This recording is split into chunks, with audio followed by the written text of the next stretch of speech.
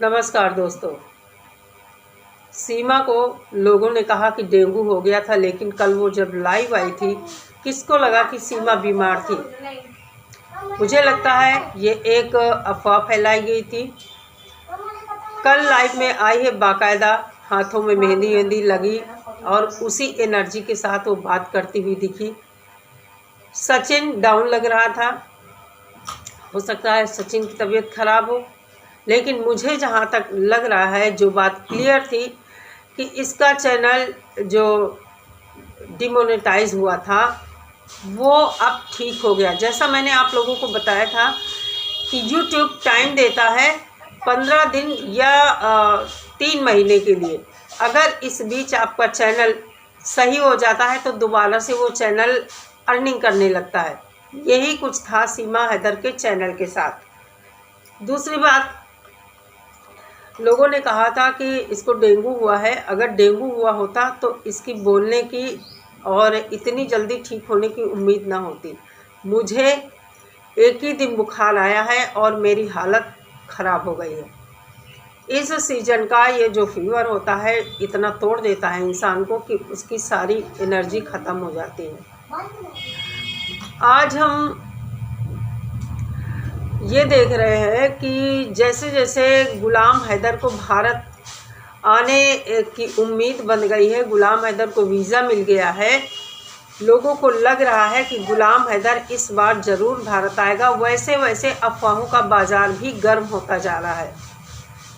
लोग नए नए चैनल बना रहे हैं और उस पर अपनी बात रख रहे हैं।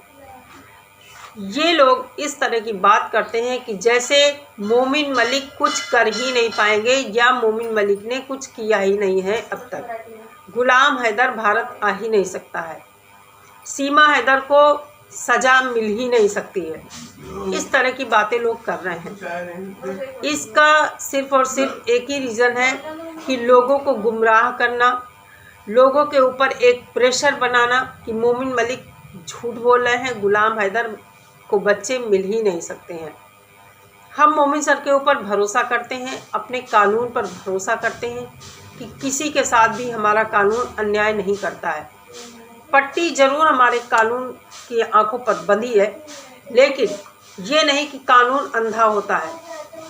कानून सबको एक नज़र से देखता, चाहे वो अमीर हो, गरीब हो, हिंदू हो, मुस्लिम हो, सिख हो, ईसाई हो, सबके साथ समान व्यवहार करता है। इसलिए कानून ने अपनी आंखों पर पट्टी बांध ली है कि वहाँ पर भावनाओं की कोई जगह नहीं है। ये जो झूठ बातें होती हैं ना, इनकी अदालत में कोई जगह नहीं है।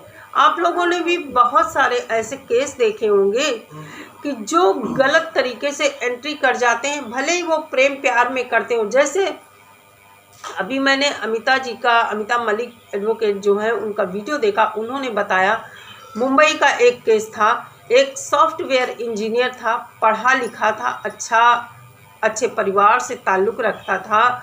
उसके फादर शायद बैंकर थे, माँ किसी कॉलेज में वाइस प्रिंसिपल थी। तो आप समझिए कि इस बैकग्राउंड से जो इंसान आएगा वो जाहिर सी बात है पढ़ा लिखा होगा, समझदार होगा, और ख़ुद वो एक सॉफ्टवेयर इंजीनियर था। उसकी फेसबुक के द्वारा एक पाकिस्तानी लड़की से मुलाकात होती है। दोनों आपस में एक दूसरे को समझते हैं, रिश्ता बनता है और वो लड़की प्रेशर बनाती है कि मुझे आपसे शादी करनी है। ये जो हामिद अली अंसारी इनका नाम था, मुस्लिम थे। इन्होंने भरपूर कोशिश की कि पाकिस्तान का वीज़ा मिल जाए, लेकिन इनको भारत सरकार वीज़ा नहीं देती है। ये किसी एजेंट के थ्रू या कोई मानवाधिकार के जतिन सर थे, उनसे भी ये मुलाकात करते हैं, लेकिन इनको वीज़ा नहीं मिल पाता है। कुछ लड़के इनको सलाह देते हैं, शायद पाकिस्तान के वो लड़के थे। उन्होंने कहा कि आप अफ़गानिस्तान का वीज़ा लेकर आ जाओ और हम वहाँ से आपको लीगल एंट्री पाकिस्तान में करा देंगे। ये घर वालों से झूठ बोलते। देखिए, यहाँ एक बहुत बड़ी बात है कि बच्चे अपने घर वालों से चीज़ें जब छुपाते हैं तो फिर वो बहुत बड़ा धोखा खाते हैं। और हामिद अंसारी पढ़े लिखे होते हुए भी उन्होंने गलती कर दी। ये हनी ट्रैप का मामला था या क्या था नहीं पता है। हामिद अंसारी घर में झूठ बोलते हैं। उन्होंने घर में बताया कि उनका काबुल में एक इंटरव्यू लगा है और वो काबुल जाना चाहते हैं। घर वालों के मना करने के बावजूद कि क्या ज़रूरत है, अच्छी खासी नौकरी कर रहे हो और कोई ज़रूरत नहीं है, लेकिन वो नहीं माने। उन्होंने कहा कि इंटरव्यू देकर देखते हैं इसमें जाता ही क्या है। वो अफ़गानिस्तान का वीज़ा लेकर जाते हैं इंटरव्यू के बहाने और वहाँ उन्हें पाकिस्तानी जो लड़के हैं वो मिलते हैं। वहाँ उन्होंने फ़र्जी आधार कार्ड, जो हम लोग आधार कार्ड कहते हैं, वहाँ पाकिस्तान में शनाख्ती कार्ड बोलते हैं, वो वहाँ उनकी पूरी आईडी ही चेंज हो जाती है। वो एक गलत नाम से गलत शनाख्ती कार्ड के द्वारा लीगल तरीके से पाकिस्तान में एंट्री कर जाते हैं। इसके बाद उनको वहाँ पर गिरफ्तार कर लिया जाता है। वहाँ की पुलिस गिरफ्तार कर लेती है और कहती है कि मुझे आपका ही इंतज़ार था काफ़ी दिनों से। उनके ऊपर जासूस समझकर आईएसआई के गुर्गे उनको अपने पास रखते हैं, टॉर्चर करते हैं। उनकी आंखों पर काली पट्टी बंधी रहती है। लगातार उनको टॉर्चर किया जाता है, मारा जाता है और कभी खाना मिलता है, कभी नहीं मिलता है। एक बंदा, पढ़ा लिखा बंदा किस तरह चंगुल में फंसता है। ये जो प्रेम प्यार के कसीदे पढ़े जाते हैं ना आजकल फेसबुक पर, अब भी अगर नए लड़के लड़कियों ने आंखें नहीं खोली तो तुम लोगों से मूर्ख और कोई नहीं है। बचाओ अपने आप को, संभालो, दिमाग दुरुस्त रखो, आंखें खोलो।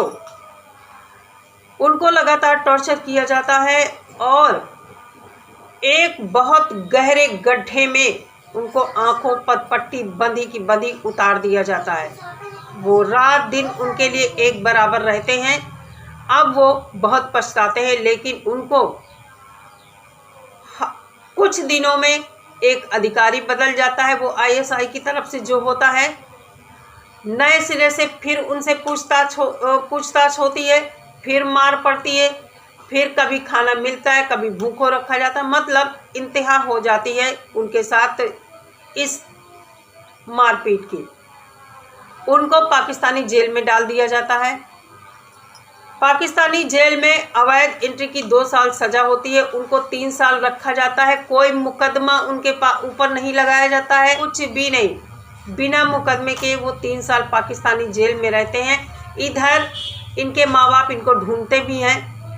बाद में इनका लैपटॉप जब खंगालते हैं घर वाले, उसमें एक लड़की की चैटिंग इनको मिलती है और ये कहते हैं मैं ज़रूर आऊँगा, तुमको ज़रूर लेने आऊँगा, मैं अफ़गानिस्तान के रास्ते तुमसे मिलने आऊँगा। इनके माँ बाप जाते हैं उम्राह करने के लिए। वहाँ पर एक महिला पत्रकार इनको मिलती है। उस महिला पत्रकार को इन्होंने बताया पूरी बात। वो पाकिस्तानी महिला पत्रकार इनको भरोसा दिलाती है कि मैं आपके बेटे के लिए आवाज़ उठाऊंगी। उसने उठाया भी, सरकार तक बात पहुंची। इनको इतनी मुश्किल से रिहाई मिली है वहाँ से। उस समय हमारी मंत्री सुषमा स्वराज जी थी, वो बीच में पड़ती हैं। बड़ी मुश्किल से इनको वहाँ से रिहा कराया जाता है और वहाँ से आने के बाद इन्होंने जो इंटरव्यू दिया है, अगर आज के नवयुवक युवतियाँ उससे सबक ले लें तो मुझे लगता है कि कोई भी अवैध एंट्री नहीं करेगा किसी भी देश में। उन्होंने कहा इतनी यातनाएं मुझे मिली हैं, मैं पढ़ा लिखा होकर भी प्रेम प्यार के चक्कर में पड़कर हमने अपनी ज़िंदगी बर्बाद कर दी है। इतना इनको वहाँ मतलब टॉर्चर किया गया कि ये मानसिक संतुलन ही खो बैठे थे अपना। आज वो अपने घर आए हैं, लेकिन क्या फ़ायदा, सब कुछ तबाह हो गया, बर्बाद हो गया।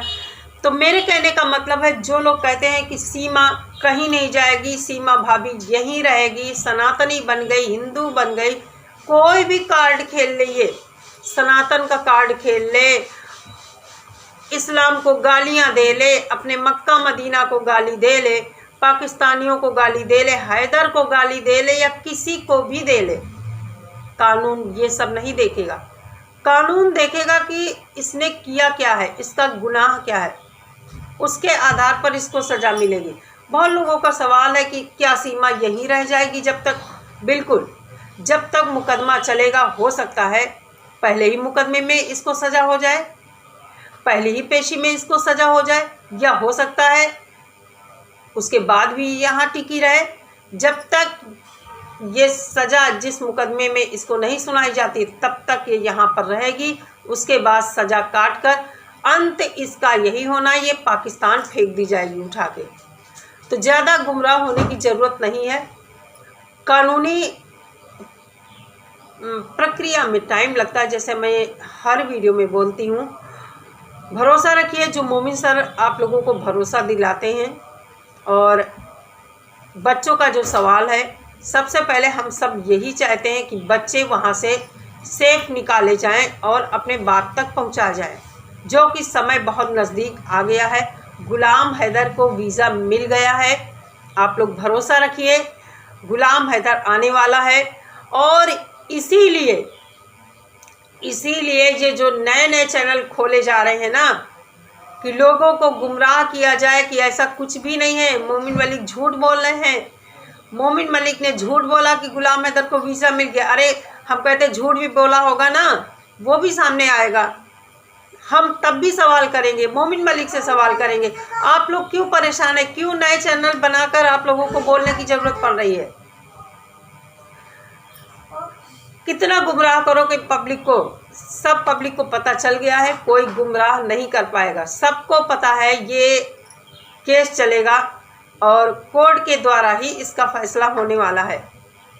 रही बच्चों की बात, बच्चों के ऑर्डर हो चुके हैं, बच्चे बहुत जल्द अपने बाप के पास जाने वाले हैं।